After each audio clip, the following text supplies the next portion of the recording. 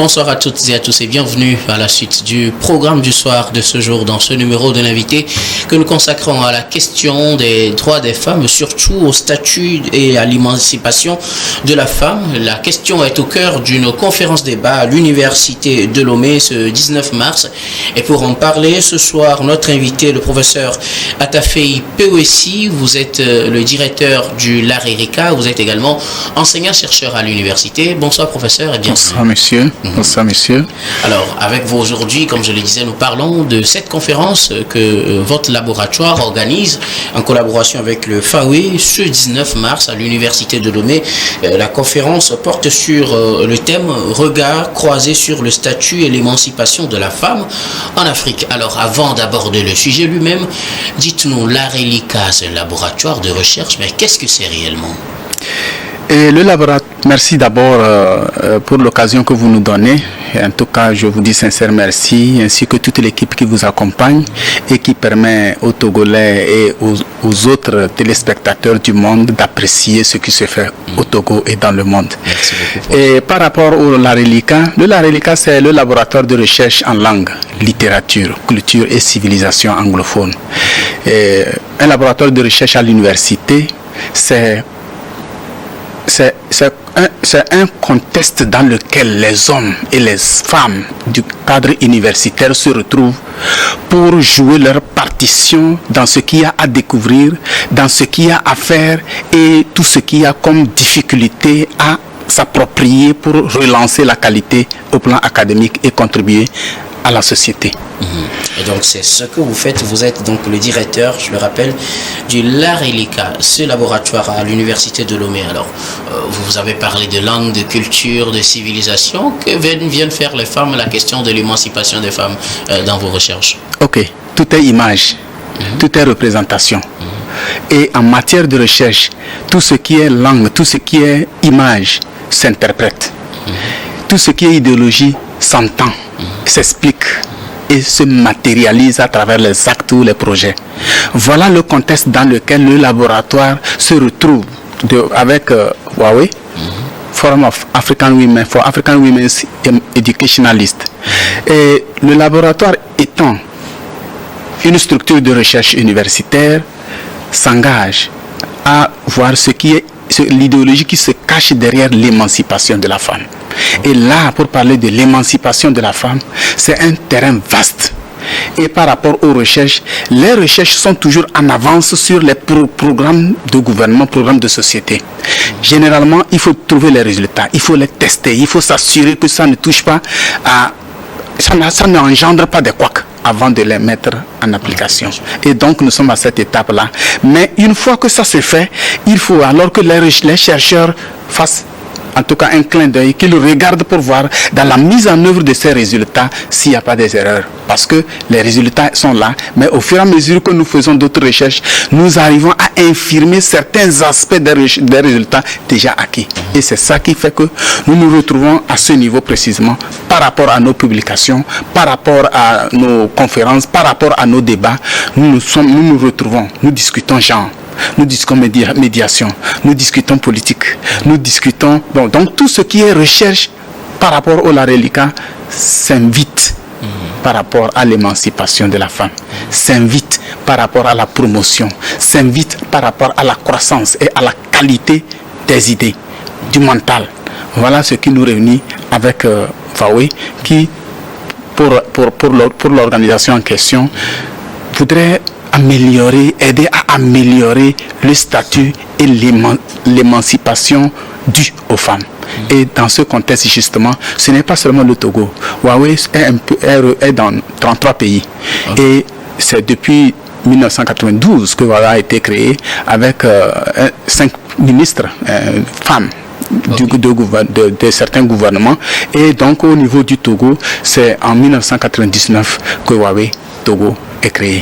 Donc vous comprenez que cette situation, Huawei n'est pas seul. Nous avons Hossé, le fonds Hossé, qui aussi regroupe les femmes de la zone francophone, l'Afrique francophone, qui est derrière donc, et qui voudrait vraiment éduquer les femmes pour qu'elles connaissent leurs droits qu'elles connaissent leurs devoirs, qu'elles jouent bien leur partition dans ce qu'il y a à promouvoir. Parce que quand on parle de la promotion de la femme, il n'y a pas que l'homme qui travaille à la promotion de la femme. Donc, je pense que les deux, HOIC et Huawei, sont donc les deux organisations sœurs qui voudraient que les femmes comprennent bien ce qui est statut, ce qui est émancipation, qui doit être acteur dans ce qu'on appelle émancipation de la femme et comment vivre l'émancipation. Vivre l'émancipation, c'est aussi quelque chose parce que parfois quand on parle d'émancipation, parfois les gens pensent qu'il faut écarter les devoirs et donc parler des droits, rien que des droits. Qu'on fait souvent la promotion, on parle plus de droits que de devoirs. Non, il y a aussi les droits. Et les devoirs sont aussi importants que les droits. Et c'est justement quand chacun remplit ses devoirs que les droits s'invitent automatiquement. Donc les femmes ont des droits, elles ont des devoirs, que les droits et les devoirs aillent ensemble pour que ce qui est recherché ne puisse pas faire entorse ni à l'homme, ni à l'enfant, ni à la femme elle-même. Alors, quelle est votre conception de ces courants de pensée aujourd'hui de féminisme? Il y en a qu'on qualifie de féminisme radical. On parle généralement de promotion de la femme, de l'émancipation. C'est d'ailleurs l'une des thématiques que vous allez aborder. Quelle est la position du Larelika ou vous, en tant que chercheur, que pouvez-vous nous dire sur ces différents concepts? Quels sont les risques et les avantages liés à ces concepts-là? Merci beaucoup pour cette question. Et effectivement, c'est un problème épineux. Parfois, quand on parle de émancipation de la femme, les gens ne savent pas que c'est venu à partir d'un courant. Le courant, au fait, c'est un courant qu'on appelle le féminisme. Le féminisme, il n'est pas né africain, il est occidental. Et c'est à partir de l'Occident que les Africains ont pensé aussi à améliorer leur statut vis-à-vis de ce que les sociétés patriarcales leur réservent. Donc, sur cette base-là, il faut redéfinir le féminisme occidental et l'adapter au contexte, puisque le mot n'est pas né en Afrique. Et il faut donc penser que dans le contexte africain, l'homme et la femme sont ensemble. Nous avons ce qu'on appelle le communalisme, c'est-à-dire vivre ensemble, le vivre ensemble, la solidarité. Ces valeurs clés où l'homme et la femme sont des partenaires et chacun apporte un peu de ce qu'il a pour construire la famille, ces valeurs doivent rester. Or, dans le contexte occidental, quand on parle de féminisme, la femme est libre de dire « je ne me marie pas, je ne donne pas d'enfants, l'avortement est accepté », tout ça. Or, nous tous, nous savons que s'il y avait avortement, cher ami, vous et moi, nous n'allions pas être ici pour parler. Si quelqu'un et quelqu'une ont décidé que nous, on soit nés pour parler ici, jouer nos rôles, c'est que, à quelque part, nous avons aussi le devoir de mettre au monde, de garder ceux-là, ces enfants-là qui naissent et qui n'ont pas demandé à naître en vie, pour qu'ils puissent aussi jouer leur partition dans ce qu'il y a à construire comme monde, comme société. Donc, dans ce contexte-là, le Larelika, par rapport aux recherches, statue sur des valeurs, les valeurs de vie, et non les jeux ou les orientations qui donnent la mort. Le Larelika fait la recherche pour que l'homme s'améliore. L'homme anticipe sur les différentes crises qu'il y a. Il y a les crises. Quand on parle de crise, il n'y a pas que tout ce qu'on retrouve dans la... Mais il y a les crises idéologiques, les crises morales. Donc tout ça là, il faut que l'on se ressource et qu'il comprenne ce qui est valeur dans son environnement immédiat, dans son environnement culturel, mais aussi dans son environnement plus large, pour que la société ne souffre pas parce que nous avons pris de mauvaises décisions, que la société ne souffre pas parce que nous avons orienté ou forcé les gens à adopter une orientation qui n'arrange pas la vie. Donc, les recherches que nous faisons au niveau de Larelika, on parle de la médiation. La médiation, ça peut être médiation au niveau du genre, ça peut être médiation culturelle, ça peut être médiation politique, ça peut être médiation idéologique. Et dans ce contexte-là, le féminisme radical a fait son temps et ne fait pas partie de l'agenda au niveau de Larelika. C'est pourquoi justement notre partenariat avec Huawei s'explique. Parce que si on doit parler émancipation, il faut parler émancipation au pluriel. Et quand on parle d'émancipation au pluriel, à l'intérieur de la gente féminine, il n'y a pas homogénéité. Il n'y a pas homogénéité parce que quand on regarde les femmes, il y a des femmes qui sont haut perchées. Certaines sont moyennes, d'autres sont au plan social, d'autres sont au bas de l'échelle. Est-ce qu'il y a harmonie autour de ce qu'on appelle émancipation?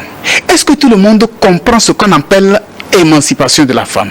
Il faut que toutes les femmes aient un même niveau de compréhension et qu'il y ait solidarité entre elles. C'est difficile de parler de ça parce qu'au niveau de l'ARECA, nous avons constaté que même quand les femmes se retrouvent pour te parler émancipation, quand vous regardez à l'intérieur, toutes ne sont pas d'accord. Pourquoi elles ne sont pas d'accord? Il y a des raisons. Quand vous regardez, nous regardons les femmes, il y a certaines femmes qui n'ont pas d'enfants. Si les femmes qui ont d'enfants se battent pour leurs enfants, celles-là, celles qui n'ont pas d'enfants ont une position un peu mitigée. À l'intérieur, on constate aussi qu'il y a certaines femmes qui n'ont que des garçons pour enfants. D'autres n'ont que des filles pour enfants. Si on parle d'émancipation de la femme, où il faut donner tous les droits, c'est-à-dire que si nous adoptons le principe du radicalisme, où il faut chercher rien que la promotion de la femme et de la femme seule, celles qui n'ont que les garçons vont se trouver où? Elles vont se battre pour qui? Pour les filles qu'elles n'ont pas, ou contre les garçons qu'ils ont, ou bien se battre pour les garçons qu'elles ont contre les filles qu'elles n'ont pas. Voilà le contexte dans lequel la lutte, ou tout ce que l'on voudrait comme émancipation, devrait tenir compte des spécificités. C'est pourquoi nous parlons de regard croisé. Donc dans ce contexte-là, celles qui ont à la fois garçons et filles sont au milieu. Elles sont obligées de jouer. Celles qui n'ont que les garçons se sentent oubliées. Même si elles doivent être là, oui, la promotion des femmes, il faut que les femmes aillent. Quand elles reviennent à la maison, c'est une autre réalité. Mais celles qui n'ont que les filles, elles diront, ben, c'est bon pour elles. Mais nous nous posons aussi une question. Tous autant que nous sommes, que ce soit hommes ou femmes, nous sommes nés d'une mère. Est-ce que la maman, si elle accepte le principe radical, est en train de dire qu'elle mettra au monde l'homme et la femme, mais qu'elle va préférer la femme à l'homme? C'est-à-dire qu'elle décide de mettre de côté une partie de ce qu'elle a, ce qui est sorti de ses entrailles. Voilà le contexte dans lequel c'est un peu compliqué, c'est un peu complexe. Et nous voudrions donc, le LARECA voudrait attirer l'attention des femmes et des hommes qui se battent en regardant seulement ce qu'elles ont ou ce qu'ils ont, pour que le monde n'est pas comme ça. On n'a pas souvent ce qu'on veut. Donc il vaut mieux se battre pour la justice sans crier genre. Se battre pour la justice sans dire je me bats parce que voilà, je veux que ce soit les filles qui soient élevées ou que ce soit les hommes qui soient, etc. Donc voilà le grand contexte dans lequel nous sommes et qui permet de dire que pour l'émancipation, pour le statut, il faut que toutes les femmes comprennent ce que c'est que le statut. Nous avons par exemple les femmes qui sont au village, qui ne savent même pas ce qui se passe. Elles n'ont pas été à l'école. Est-ce que celles qui ont été à l'école, qui savent lire et qui peuvent maintenant parler émancipation pour promouvoir le statut de la femme, est-ce que ces femmes-là tiennent compte de celles-là qui sont là-bas? Est-ce qu'elles créent les conditions pour que ces femmes qui sont au village, pour qu'elles comprennent ce que c'est que le statut ou l'émancipation de la femme? Donc c'est tous ces éléments-là que nous pensons que Fawe, dans son orientation, puisse tenir compte, puisse en prendre soin, de manière à ce qu'on ne laisse pas de côté quelque chose qui va poser un problème demain. Généralement, on traite les problèmes aujourd'hui, on ne regarde pas demain. Donc, nous sommes là pour attirer l'attention de Fawe dans toute sa bonne volonté de parler du statut de la femme, de parler de l'émancipation de la femme, pour que les erreurs ne se glissent pas, parce que nous avons déjà des résultats qui transcendent le niveau d'application des résultats aujourd'hui. Alors, une chose, professeur, peut-on aujourd'hui faire cette lutte pour l'émancipation de la femme en mettant de côté les hommes? parce que dans votre développement, vous avez touché que les femmes. Est-ce que cette lutte peut se faire aujourd'hui ou se fait aujourd'hui sans les hommes? Est-ce qu'on ne craint pas, il n'y a pas le risque, comme vous le disiez tout à l'heure, qu'on quitte un débat social pour finalement arriver à un débat sur le genre? Oui, mais la question est pertinente et c'est justement dans le prolongement. C'est pour dire qu'on ne peut pas parler émancipation de la femme en excluant les hommes. Parce que les hommes sont des partenaires. Au fait, ce que vous avez dit m'amène... Il faut les voir comme des partenaires ou des ennemis? Non, il faut les voir comme des partenaires. Les hommes sont des partenaires. C'est comme un avion en plein vol. Vous voyez, si l'aile est cassée, c'est que l'avion va tomber. Donc, les deux ailes constituent l'homme et la femme. Et c'est l'homme et la femme qui permettent à l'avion d'avancer et d'atterrir, de décoller. Voilà le contexte dans lequel le Larelica place le concept d'émancipation, des statuts de la femme. Ce n'est pas pour les femmes, mais c'est pour la justice sociale, si c'est ça. Si c'est la justice sociale qui est recherchée à travers le statut et l'émancipation de la femme, donc cette justice est aussi valable pour les hommes, puisque les femmes mettent au monde les hommes et les femmes. Donc, elles ne voudront pas s'attacher aux filles et rejeter les hommes. Voilà. C'est ce principe qui explique que c'est la justice sociale qui est recommandée. Et cette justice sociale ne serait exclure ni les hommes ni les femmes. Et c'est des questions comme ça que vous allez aborder lors de cette conférence débat à l'Université de Lomé. Parlez-nous un peu de cette conférence. Elle se tiendra où précisément à l'université? Quelles seront peut-être les sous-thématiques abordées? Quels seront peut-être les résultats? Quels sont les résultats attendus? Et surtout, ce que vous faites pour que les résultats de vos recherches puissent être appliqués pour atteindre un avenir meilleur. Oui, et nous avons le droit. Ça sera présenté. Quand on parle de regard croisé, on est en train de dire que tous ceux qui vont communiquer n'ont pas le même profil. Okay. Il y a un juriste. Le juriste parlera du droit au secours de la femme violentée au sein de la cellule familiale, c'est-à-dire les violences conjugales. Ça, c'est le juriste. Il y a le dynamisme, le concret, le dynamisme de la collaboration, le dynamisme de l'évolution de la femme dans le contexte togolais, par exemple. Ça sera fait par la directrice, la représentante de FAWE, donc Dr Agunke. Donc il y a des aspects pour faire voir à peu près le dynamisme qu'il y a à faire en sorte que la femme évolue. Et la femme, en évoluant, n'évolue pas pour se tourner contre l'homme, mais son évolution constitue aussi l'évolution de l'homme, puisque la femme, a pour mari un homme et a pour enfant une femme, une fille ou bien un garçon. Et donc la femme est au centre de la cellule familiale. Elle ne serait négligée, la femme et l'homme, elle ne serait négliger l'enfant parce qu'elle a connu une promotion, etc., etc. Dans ce contexte-là aussi, il y a une autre communication qui sera faite, et cette communication-là prend l'émancipation de la femme ou la promotion de la femme comme un contrat social à double intérêt. C'est-à-dire?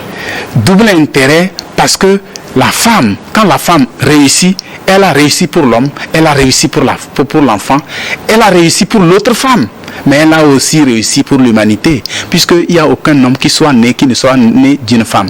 On peut se dire, je peux dire, mon père, je peux douter de qui est mon père, mais je ne peux pas douter de qui est ma maman. Voilà, donc, voilà ce contexte-là qui permet de dire que, dans le contexte, si la femme est promue, si la femme a eu tous ses droits, en tout cas, là où elle pense qu'elle peut exercer, si elle a la facilité et si elle a le droit d'y exercer, c'est que son enfant, qui est aussi l'enfant de l'homme, bénéficie, et sa petite sœur, sa maman et tous les autres bénéficieront, mais surtout son homme, son mari bénéficiera, puisque après tout, c'est d'abord les deux et les autres maintenant vont graviter autour. Donc, ce qui suppose que s'il y a vraiment la promotion, la femme, au fait, elle est au centre de tout.